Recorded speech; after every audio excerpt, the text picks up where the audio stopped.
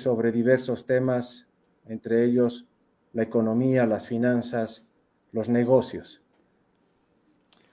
A ver, Guido, quiero empezar contigo con este artículo que está en el periódico Los Tiempos y salió ayer y si para muchos ya no es noticia, pero para muchos va a ser una noticia. Porque dentro del presupuesto que se fijó el gobierno el pasado año, se estimaba que este año tendríamos un crecimiento del 4,82-86% y una inflación bajísima. Pero en los últimos días el gobierno solo se refiere al nivel de la inflación. Y donde sale al exterior, va a la ONU y dice, Bolivia tiene el nivel de inflación más bajo del continente. Pero no habla sobre el crecimiento, sobre aquello que le puede dar calidad de vida al boliviano. Este informe dice, a ver, está en el periódico Los Tiempos, dice, el Banco Mundial baja la proyección de crecimiento para Bolivia. Será imposible alcanzar el 4,86% que se había fijado el gobierno.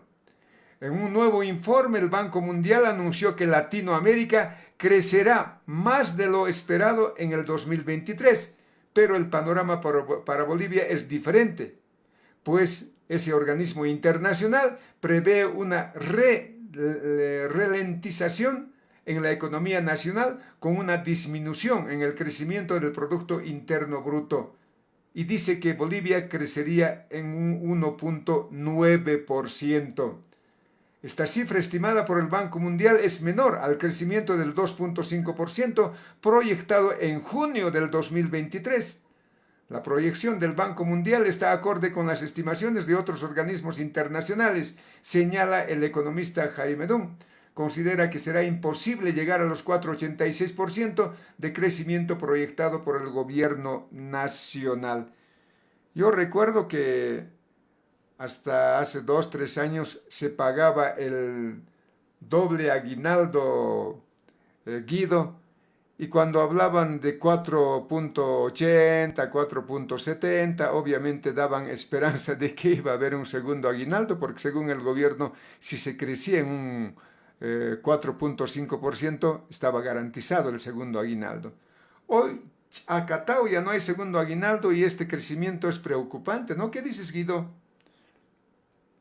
Hay una falta de entendimiento y un concepto erróneo que es generalizado sobre quién y cómo se genera la riqueza en los países, en las naciones. Algunos economistas piensan que el motor del desarrollo es el Estado, es el gobierno, son las instituciones, las organizaciones estatales, pero en realidad el Estado no produce absolutamente nada más que dolor de cabeza y tramitología, es decir, que impide el crecimiento, impide el desarrollo, impide la productividad, impide la competitividad. Para poder explicar el crecimiento, tenemos que entender qué es lo que ha pasado en el sector empresarial. Porque ¿qué es lo que debe crecer? Lo que debe crecer es la producción de bienes y servicios. ¿Y cuáles son los actores que generan producción? Los actores que generan producción son las empresas. Y las empresas, lamentablemente, en nuestro país, en vez de crecer en los últimos años, lo que se ha observado, y las estadísticas no mienten, independientemente del tipo de empresa, ya sea SRL, ya sea unipersonal, ya sea una sociedad anónima, incluso empresas mixtas e incluso empresas estatales, lo que se observa es una caída vertiginosa del nivel de actividad, pero lo más preocupante es que se observa una caída libre en la generación de utilidades. Es por eso que no ha habido crecimiento, es por eso que la gente está empleada, pero está empleada en el sector informal. El sector formal de la economía emplea apenas el 10 al 15% de la población económicamente activa. Entonces, aquí lo que falta explicar es que existe una falsa concepción acerca de quién y cómo se genera la riqueza.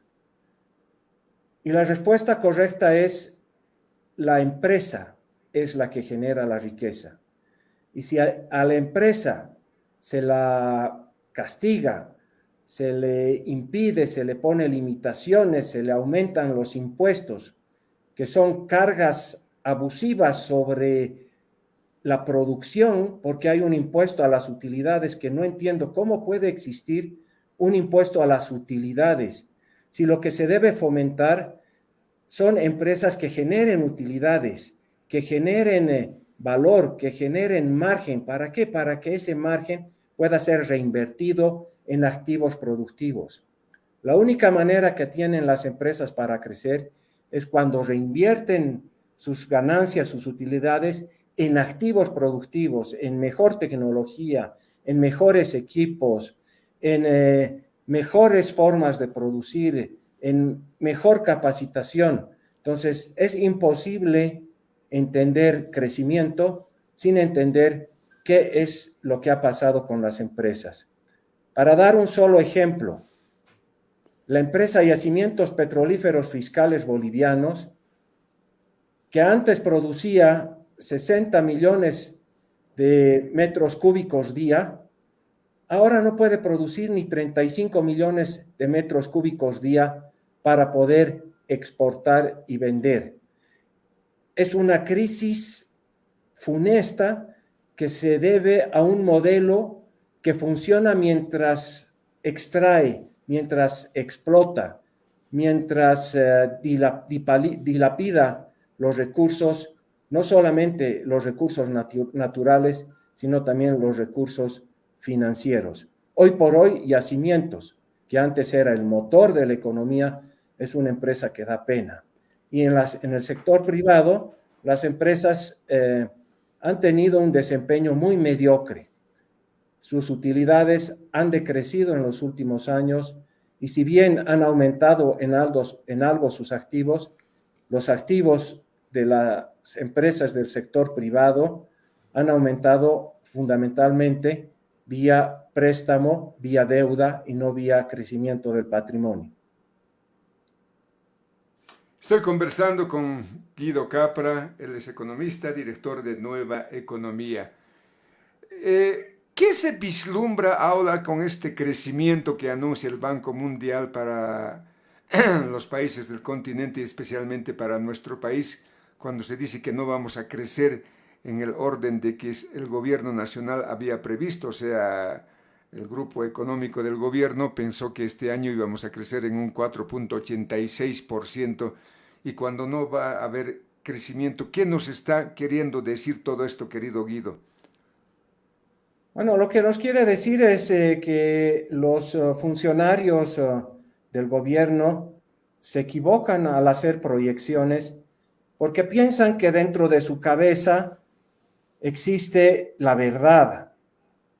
Hay un economista que es muy famoso, es el ideólogo más conocido de la economía austriaca y es Hayek. Él escribió un libro que se llama La fatal arrogancia. ¿Y qué quiere decir la fatal arrogancia? La fatal arrogancia quiere decir que hay grupos de personas que toman el poder del Estado y que se creen tan inteligentes que pueden planificar lo que va a suceder en los mercados. Y es algo imposible de planificar porque los mercados son contratos voluntarios de personas que dividen el trabajo, se dediquen a diferentes actividades, interactúan porque el mercado es libre y porque les conviene comerciar. Y es así como el libre mercado, la seguridad jurídica y la búsqueda del beneficio propio, pero en realidad se benefician los empresarios a sí mismos cuando benefician a otro. Porque nadie compraría, por ejemplo, unas tucumanas si estarían feas o si estarían podridas. Uno compra una tucumana en la calle porque sabe que esa tucumana va a estar deliciosa. Entonces, lo que le interesa, en este caso al vendedor de la tucumana, es ofrecer al cliente la mejor tucumana, porque de esa manera se asegura que va a poder vender, que va a tener ingresos, y el cliente se asegura que va a disfrutar de la mejor tucumana de la ciudad de La Paz. Entonces, es imposible que personas que se creen súper inteligentes puedan planificar lo que va a suceder en la economía. Por eso es tan importante reducir el Estado y reducir el daño que causa el Estado al ecosistema económico. ¿Qué es el ecosistema económico? El ecosistema económico es cuando la gente hace lo que sabe hacer y produce lo que sabe producir y vende lo que los demás necesitan y quieren, porque necesitan productos, necesitan servicios para mejorar su nivel de vida y satisfacer sus necesidades. Nunca debemos creer los anuncios de los organismos bilaterales, multilaterales y nacionales, porque no pueden predecir, nadie en realidad puede predecir lo que puede pasar en la economía, sobre todo si en la economía existen límites, existen barreras, existen impuestos que no dejan que la gente pueda hacer lo que sabe hacer y no dejan que el comercio, la compra y venta fluya de manera libre, de manera libre y de manera voluntaria. Es por eso que Milei ahora está poniendo de cabeza a los economistas de todo el mundo, porque lo que está proponiendo es eso, reducir el Estado, reducir a los que se creen dueños de la verdad a la mínima expresión para que sea la gente la que decida qué hacer. Esa es la única manera de garantizar crecimiento y desarrollo económico. Yo, la verdad, nunca podría decir que una economía va a crecer al 3, al 4, al 5%, porque no puedo tener información suficiente ni hoy ni estudiando 1000 años para poder predecir lo que va a pasar en los mercados, porque los mercados son millones de personas que interactúan voluntariamente para ofrecer, por ejemplo, una galleta en el supermercado al precio de 10 bolivianos. Detrás de una galleta está el transporte, está el productor de trigo, están los productores de azúcar, están los trabajadores que trabajan en una manufactura, es decir, están millones de personas y que un economista que trabaja en un ministerio se atreva a decir cuánto va a crecer la economía, no solamente es una fatal arrogancia, como decía Hayek, sino también es una fatal ignorancia de la que tienen y gozan los economistas que trabajan en este gobierno y en todos los gobiernos. Guido, ahora para los organismos internacionales puede ser importante estos números, ¿no? Porque depende de ello también la atracción de inversiones en un país. No sé cómo están las inversiones en Bolivia, las inversiones extranjeras, no sé si tenemos gran inversión en el país, o son estos números que ahuyentan y otros factores. De lo que conozco, lo conocemos los bolivianos, supuestamente lo que se está trabajando es en el Mutum para finalmente industrializar el hierro, pero más allá de esa información no veo yo otras empresas internacionales que hayan llegado para invertir en Bolivia. ¿Cómo ves esto? Bueno, lo que pasa con la inversión extranjera directa es para llorar en Bolivia. Y es para llorar porque un inversionista no tiene seguridad de ningún tipo. Bolivia es uno de los países más inseguros del mundo. ¿Quién pondría su dinero? Tú pondrías tu dinero, Nico, en un lugar que sabes que tu dinero que lo has ganado y que quieres utilizarlo de la mejor manera, lo pondrías en un mal lugar. ¿O prestarías tu dinero a una persona que no tiene crédito? Cuando hablo de crédito, estoy hablando de confianza, de que hace cosas para mejorar sus ingresos y poder devolver el dinero, porque ese es el crédito, en realidad el crédito que es el crédito que tiene una persona o un país para responder ante las obligaciones. Yo, por ejemplo, nunca daría mi dinero a una persona, porque cuando hablamos de países, a veces es difícil entender el concepto, es mejor hablar de personas. Nunca prestaría a una persona dinero si sé que esa persona no tiene disciplina, no tiene ambiciones, no tiene un proyecto y además es irresponsable. Y además los antecedentes nos dicen que esa persona además se ha prestado otras veces y la plata que la ha utilizado para farrear, para divertirse, para malgastarla. Tú prestas tu dinero o inviertes tu dinero cuando te dan las garantías de que vas a poder hacer cosas, de que tu dinero se va a utilizar para poder producir, para poder generar más riqueza. Porque un inversionista lo que está buscando es una retribución del riesgo. Pero si en nuestro país al que invierte le confiscan sus bienes, le hacen juicios, le quitan sus ganancias, le aumentan los impuestos, entonces está claro que Bolivia es el último país en el mundo y está entre los últimos países del mundo. Y en Latinoamérica es creo que el último país en cuanto a la recepción de inversión extranjera directa. Y es porque este modelo es un modelo perverso que no permite que la gente pueda poner su dinero para hacer más dinero y ofrecer empleos de calidad. Hay países como Costa Rica, por ejemplo, que han aceptado inversión extranjera directa y ahí trabajan empresas como Microsoft, como Apple, como Google, como otras empresas del área automotriz.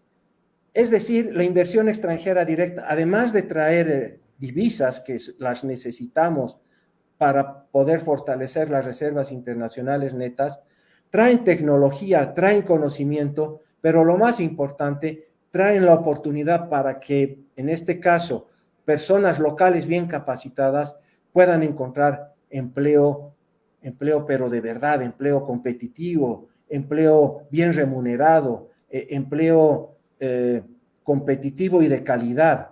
En nuestro país, los bolivianos tenemos que huir para poder encontrar un empleo. ¿Por qué? Porque las empresas no ofrecen esa oportunidad en nuestro medio. Y la pregunta es ¿por qué? Porque no existen las condiciones. Y las condiciones, ¿quién las debe ofrecer? El Estado. El Estado no está para limitar el progreso, el Estado está para garantizar la seguridad jurídica. El Estado no está para producir fertilizantes y para producir papel y para producir leche, porque le quita la oportunidad a los privados a que hagan esa actividad.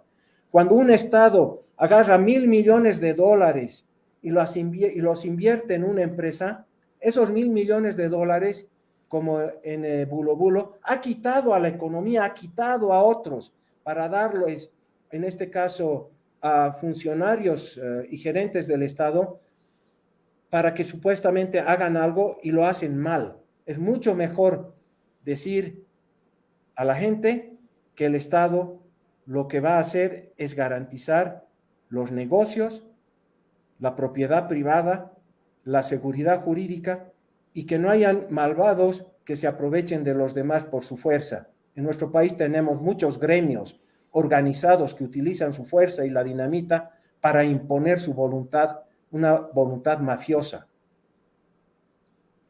Estoy conversando con Guido Capra. Guido, ¿cómo en esta situación el gobierno nacional todavía habla sobre inversiones y habla de un gobierno de la industrialización, ofreciendo diferentes proyectos estatales en el país? ¿Esto va a funcionar, no va a funcionar? ¿Es vender humo? ¿Por qué el gobierno todavía habla de aquello si las reservas internacionales ya no están en sus mejores niveles, ¿qué es lo que busca el gobierno? ¿O esto es un engaño total? No sé, ¿qué dices que tú, Es querido Guido? un engaño total y es un engaño fatal, pero lo peor de todo es un engaño que a veces funciona. O sea, lo que tenemos que entender es que la plata que el Estado destina a uno u otro proyecto, que normalmente son proyectos mal concebidos y mal desarrollados, es dinero que le quita a los que trabajan, a los emprendedores. El Estado no crea riqueza, el Estado quita riqueza a los que producen para hacer disparates como los que hemos vivido en los últimos años. Esas canchitas que hay por todo Bolivia se han financiado con recursos que podrían haber sido utilizados de una manera mucho más productiva. Esas canchitas deberían ser mejores máquinas, más tecnología, mayor capacidad productiva de las empresas de emprendedores bolivianos. Ese dinero debería estar produciendo una mejor leche, derivados de la soya, debería estar produciendo joyería, debería estar produciendo muebles de madera, debería estar produciendo servicios turísticos, pero esas canchitas están ahí. ¿Ofreciendo qué? Ofreciendo absolutamente nada.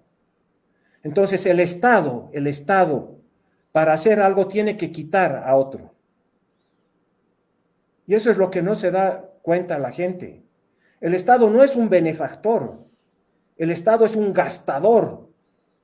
El Estado gasta más de 20 millones de dólares día en sueldos de burócratas que lo único que hacen es constituir un frente de aguerridos militantes para acrecentar las marchas y asustar a la gente.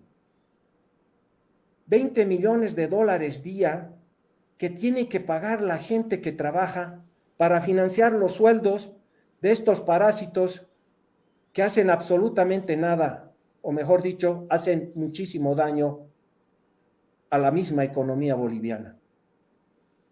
Yo creo que es momento de poner un alto a este abuso. Hoy por hoy, Bolivia es un país que no tiene gas, es un país que no tiene mercados, porque el mercado de la Argentina ya prácticamente se ha cerrado, el mercado del Brasil se ha reducido a más de la mitad, pero aún habiendo estos mercados ya no tenemos las reservas de gas para seguir vendiendo porque no se ha reinvertido. Pero además de ser un país que ya no tiene reservas porque las han agotado, es un país que se ha endeudado. Y es un país que en los próximos años tiene que pagar toda esa deuda de los bonos soberanos que se han emitido el año 2015 y el año 2017. Son más de 2.000 millones de dólares que hay que devolver, pero además de eso, hay 800 millones de dólares año que hay que pagar a los tenedores de esos bonos que ahora están arrepentidos hasta el máximo por haber comprado un bono soberano de Bolivia. Ese bono soberano de Bolivia que lo ha comprado alguien por 100, ahora vale 40. ¿Y por qué vale 40? Porque Bolivia es un país que no tiene crédito. Porque Bolivia es un país en el que ya nadie confía. Por eso esos bonos que los califican agencias internacionales de rating han caído en más del 50% de su valor. ¿Qué hace un poseedor de ese bono? Imagínate, tú eres poseedor de ese bono soberano que has comprado confiando en Bolivia. Te quieres deshacer de ese bono, aunque te paguen 50, porque estás seguro que si sigues manteniendo ese bono, de aquí a un tiempo va a valer 20, o de aquí a un tiempo va a valer 0. Ese es el gran daño que han hecho estos seguidores del modelo socialista. Han saqueado el país, nos han dejado sin gas, han desinstitucionalizado absolutamente todos los organismos que antes funcionaban y nos han dejado 5 a 10 veces más endeudado. La deuda interna se ha multiplicado por 5, la deuda externa se ha multiplicado por 5 y hoy por hoy el 80% del disque Producto Interno Bruto de 40,000 millones de dólares es deuda. Wow. Tengo a ver este videito de Rodrigo Paz que hizo una denuncia al interior de la Cámara de Senadores. A ver, escucha y a ver qué dice sobre esto. Empresas estatales con el Banco Central asciende a 6.148 millones de dólares. Eso vamos a tener que pagar todos los bolivianos, entre bolivianos, a nuestro propio Banco Central, a través de la decisión de crear estas empresas. Hay otras empresas que logran sobrevivir. Las diferencias desde el ámbito de la inversión individual de cualquier ciudadano a la competencia que no es pues una competencia equilibrada, justa, con empresas estatales. Eso genera desempleo, presidente. Lo que están hablando mis compañeros, respeto, pero crear 120, 130 empleos puede estar generando 2.000 o 3.000 desempleos en otras empresas que no se abren por el hecho que la competencia que genera estas empresas estatales no es pues justa, no es equilibrada. Más de 6.000 millones de dólares en la inversión o en préstamos del Banco Central de Bolivia a las empresas estatales, Guido. Es que el Banco Central se ha prostituido. El Banco Central es una institución que no se la ha creado para prestar plata a empresas estatales. El Banco Central es un organismo que debería ser independiente, que garantice la estabilidad de precios y garantice el equilibrio en la balanza de pagos. ¿Qué quiere decir equilibrio en la balanza de pagos? Que si tú quieres $1,000, con tus bolivianos vas a ir a un precio determinado y vas a conseguir los $1,000, porque con esos $1,000 tú vas a importar medicamentos. Hoy, ¿qué sucede? Si bien la inflación es relativamente baja, es una inflación artificialmente baja, porque están contrayendo la masa monetaria y están subvencionando a costa de sangrar las reservas internacionales y endeudarnos aún mucho más, porque es un buen anuncio publicitario que la inflación sea baja. Eso es lo que se ve, pero lo que no se ve es lo que va a pasar de aquí a unos meses. Lo que no se ve es el caos económico, el caos social y la miseria a la cual vamos a caer los bolivianos, pero todavía nadie es consciente del riesgo en el cual estamos actualmente. Tienen que tomar conciencia, tienen que sincerarse, porque si yo soy un padre despilfarrador, un padre gastador, irresponsable, que me endeudo con todos, los únicos que van a sufrir después de que me escape, porque me puedo escapar, es mi familia, son mis hijos, que van a tener que pagar las fechorías que yo he hecho. Es el mismo ejemplo. ¿Qué es lo que debe hacer el Banco Central de Bolivia y qué es lo que está haciendo y qué es lo que no debe hacer, ¿no es cierto? Porque hoy en día esta denuncia de Rodrigo Paz no es nueva, pero ya sabíamos que el Banco Central de Bolivia ha ido otorgando créditos y a uno y otro para el funcionamiento de las diferentes empresas estatales del país, Guido. Con la salida de esas 17 toneladas de oro más, bueno, uno piensa, ¿no? El Banco Central de Bolivia es un grifo para dar dinero al Estado a diestra y siniestra. ¿Qué pasa? El Banco Central da dinero que no es de él. El Banco Central lo que tiene que hacer es garantizar la estabilidad de precios. El Banco Central lo que tiene que hacer es velar por el poder de compra de la moneda local.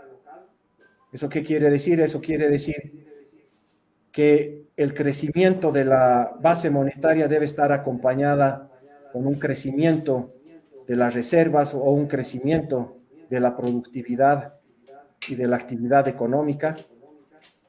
El Banco Central lo que tiene que hacer es no prestar dinero que no es del Banco Central a empresas estatales. Esa es una mala práctica, es una irresponsabilidad y un acto que pienso está reñido contra las normas mismas del Banco Central de Bolivia.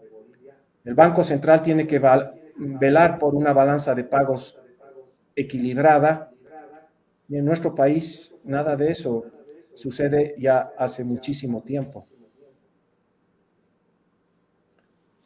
Estamos conversando con Guido Capra, economista, director de Nueva Economía. Guido, estamos terminando ya un año, estamos en el mes de octubre, nos quedan noviembre y diciembre. ¿Cómo vamos a cerrar en el tema económico? Todavía cuando el gobierno dice que lo que más destaca cuando sale al exterior el gobierno no habla del nivel de crecimiento, habla más, como te decía, del nivel de inflación. Tenemos la inflación más baja, dice.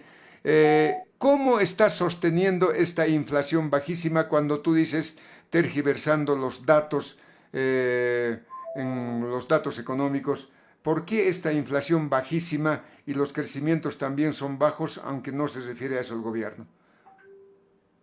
Bueno, los que mejor saben cómo está la inflación son las amas de casa o los padres de familia que hacen compras, porque ahora no hay diferencias, no hay actividades que sean de los hombres y de las mujeres. Los hombres y las mujeres hacen las mismas actividades. Los hombres lavan, los hombres limpian la casa, los hombres hacen compras. Yo voy al mercado y lo que he visto en el mercado es que los precios de los alimentos han crecido muchísimo. Ese es el mejor indicador para saber que lo que nos dice el gobierno sobre la inflación no es cierto.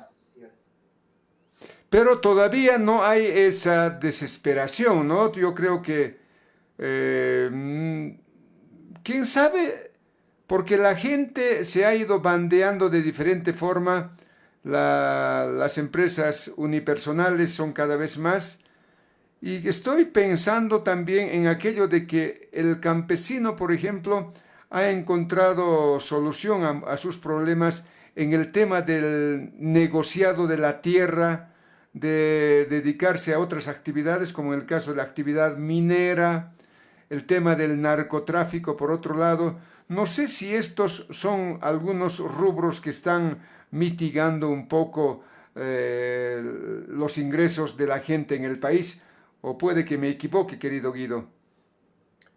Sí, es una inflación reprimida, es una inflación reprimida en parte por la subvención que se da a la gasolina y al diésel, pero el problema es a qué costo, ¿no? Lo que se ve en este momento sí es una inflación razonablemente baja, aunque en los alimentos es elevada, pero lo que no se ve es el costo y el riesgo de seguir manteniendo esta situación. Nos estamos desangrando, nos estamos endeudando. Cuando hablo nos estamos desangrando, es que estamos agotando absolutamente todas las reservas de divisas y reservas internacionales netas, y esto, claro, puede tener y va a tener consecuencias que las vamos a conocer, no mañana, no pasado mañana, pero con toda seguridad el próximo año. ¿Cómo heredará, cómo dejará este gobierno de Luis Arce Catacora el tema económico al próximo gobierno? ¿Te has imaginado esto? ¿Has pensado en aquello? Va a tener que venir a Bolivia un nuevo Víctor Paz Extensor, porque Bolivia se muere. Wow, wow, durísimo. Guido, te agradecemos muchísimo. Gracias por habernos regalado estos minutitos y hasta siempre. Gracias, Guido. Muchas gracias, Nico, por el espacio. Gracias, Guido.